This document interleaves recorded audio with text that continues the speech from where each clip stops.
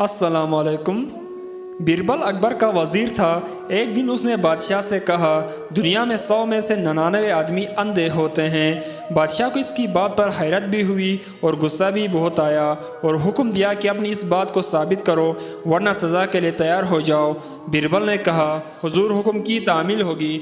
अगले रोज़ बिरबल शाराए आम पर बैठकर चरपाई बनाने लगा और एक आदमी साथ बिठा लिया जिसको हुक्म था कि एक फहरिस्त अंधों की तैयार करनी है और एक देखने वालों की।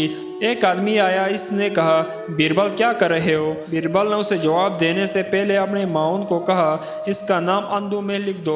फिर उसे जवाब दिया, चरपाई बना रहा हूँ। यूँ लोग आते गए और पूछते गए, बिरबल क्या कर रहे हो? और अंधों में अपना नाम लिखवाते गए।